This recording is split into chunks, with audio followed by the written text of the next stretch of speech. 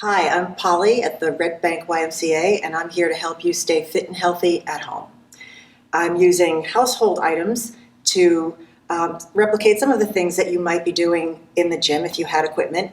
Right now I have two household towels. You can also use two fluffy socks on a floor that's a little bit slippery, not a rug. And I'm going to start out with the towels underneath my feet, underneath the fronts of my feet, and the backs of my feet are connected to the floor. My heels are my brakes for these exercises. These would replicate sliders, the purple discs that you might see, or other varieties of sliders in the gym.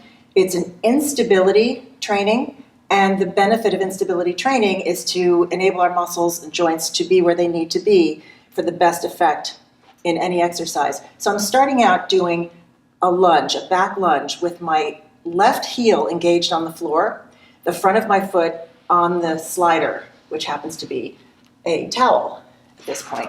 My back foot is almost completely unweighted. My right leg is moving back, very, very light weight on the back foot, using my left hip. I'll turn to the front so you can see. Using my left hip to hold me up each time. If you're feeling knees while you're doing this exercise, that would mean that you want to engage your hip a little more with more of a hip hinge, right? So we're not pushing the foot into the front of the slider at all. And you're not going to want to because you're going to feel like you would slide out and lose control. So that was probably about 5 reps on that side. Now I'm going to shift my weight and load up on the right. So my right heel is my brake. It's on the floor, and I'm engaging my right glute. And you can use some arm action here if you want to. You really can do anything you want with your arms, but it's natural to have an alternating arm and leg. And my 5 reps. And then I'm going to put a side lunge into this combination. A side lunge for any of us would ideally be hip, knee, and ankle lined up. If you feel as though when you're sliding out, you're losing control of the slider, put your brake down, put your heel down, and move the hip over so everything's lined up. And then back together. So lunge out and back together. I'll just do 4 or 5 reps on each side separately. A little stretch in the groin on that side, and then the other side. Putting the brake on as I hit the point where my hip is able to get over my knee and my ankle. Pushing down into the heel, keeping the heel on the floor on the other side. Little stretch in the groin on the left leg. Okay, and then another version of a side lunge would be keeping the load on the standing leg. So this foot is braked, my right heel is down as my brake, and I now slide out with the other foot.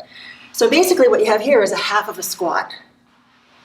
So I'm squatting with my left hip, and then shifting over to the other side, loading up on the left, and sliding out to the right. So there's my half a squat on the right. About 4 reps. And some of you may be familiar with the move known as a curtsy.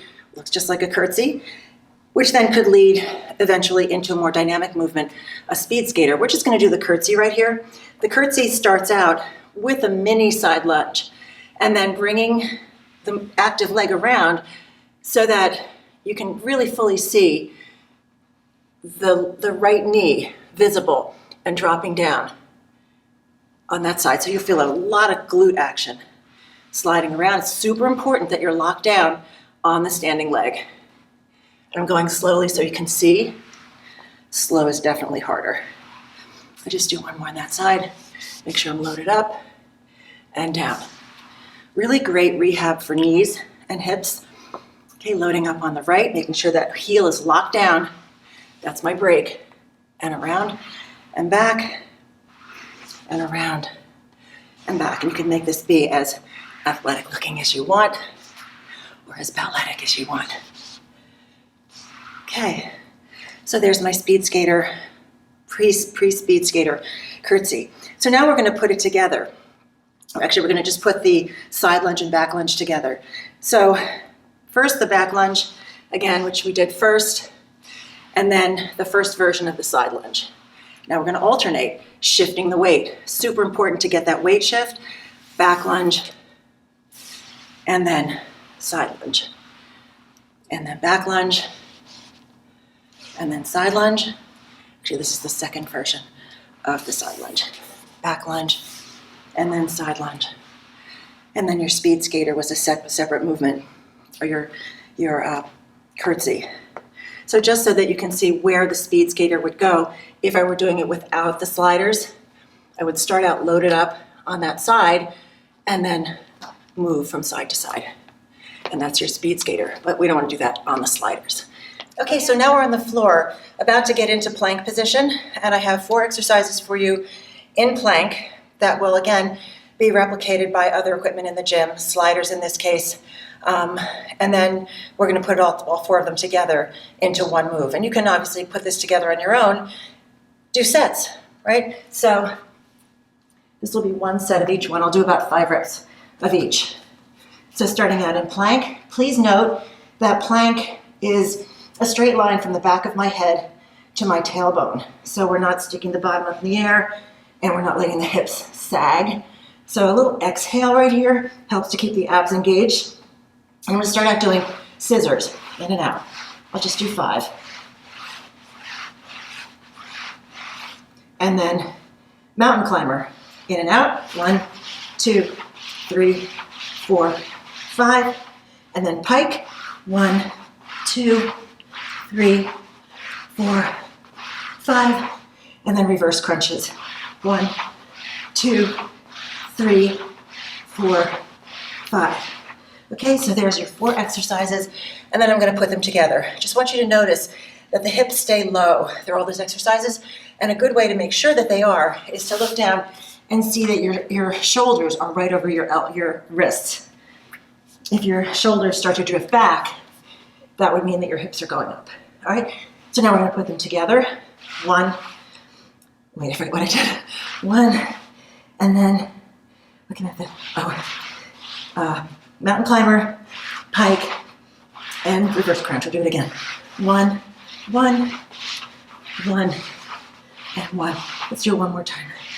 1, 1, 1, and 1. We're going to be in plank again for this exercise, but I want you to know that you can be in modified plank, still being aware that your shoulders are over your wrists or over your hands. So whatever version of plank that you're in, and if you're uncomfortable here and you don't have a mat at home, just get a nice big towel underneath your knees. So this is a modified plank. Please notice that you're still a straight line from the knees to the head. Here's my full plank, and I'm going to scrub the floor. It's way easier in this exercise to get your big circles, one direction, and then the other without rotating your hips if your feet are wider. If my feet are narrower, it's a lot harder to keep the hips stable. This is an anti-rotation exercise, so we're not looking at any of this kind of rotation in the hips. Okay, then we're going to reach under and rotate and under and rotate and under and rotate. And same thing on the other side. 2, 3, 4, and 5. And then a couple of other items that are harder to do, but I recommend giving them a shot. For this one, I'm going to take my shoes off because assuming that you don't have a mat at home, you can put your knees inside your shoes and they'll keep you stuck to the floor in rollouts.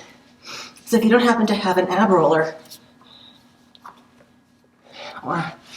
or even a mat, you can start out in table and then roll out. Roll in and roll out. Just reach as far as you can, using the abs to pull you back in again. The shoes are anchoring me to the floor.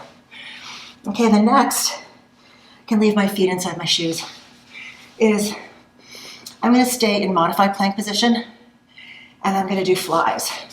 These are really hard to do 2 at a time. So if you find that really difficult, 1 at a time. flying left, flying right. I'll just do 3.